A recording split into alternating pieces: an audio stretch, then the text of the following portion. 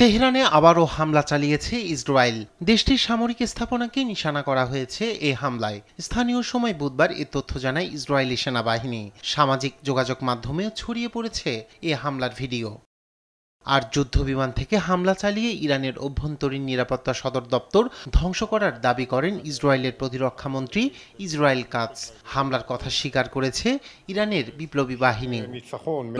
এদিকে বুধবার এক টেলিভিশন ভাষণে ইসরায়েল ও যুক্তরাষ্ট্রের বিরুদ্ধে স্পষ্ট বার্তা দিয়েছেন দেশটির সর্বোচ্চ নেতা আয়াতুল্লাহ আলী খামেনি। ইসরায়েলকে ভুলের মাসুল দিতে হবে এবং ইরান কখনোই পরাজয় স্বীকার করে আত্মসমর্পণ করবে না বলেও মন্তব্য করেন তিনি।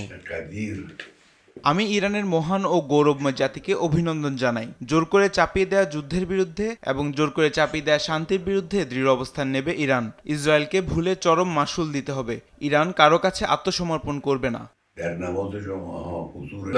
এ সময় যুক্তরাষ্ট্রের প্রেসিডেন্ট ডোনাল্ড ট্রাম্পের বক্তব্যের জবাবে কঠোর হুঁশিয়ারি দেন খামেনি। যারা ইরান ও এর ইতিহাস জানে তারা জানে ইরানিরা হুমকির ভাষার প্রতি ভালো সাড়া দেয় না। আমেরিকানদের জানা উচিত যুক্তরাষ্ট্রের যে কোনো সামরিক হস্তক্ষেপ নিঃসন্দেহে অপ্রতিরোধ্য পরিণতি বয়ে আনবে।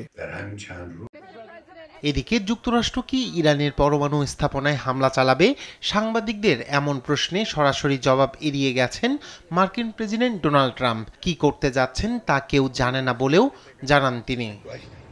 আপনারা জানেন না আমি হামলা করব কিনা। আমি করতেও পারি, নাও করতে পারি। কেউ জানে না আমি কি করতে যাচ্ছি। আমি শুধু এটুকু বলতে পারি, ইরান এখন অনেক সমস্যায় আছে। ওরা আলোচনায় আসতে চায়।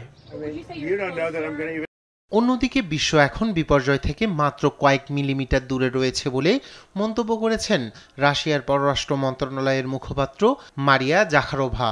বুধবার মন্ত্রণালয়ের সাপ্তাহিক ব্রিফিংয়ে একথা বলেন তিনি। রায়হান কবি শুভ্র, নিউজ ডেস্ক, দেশ টিভি।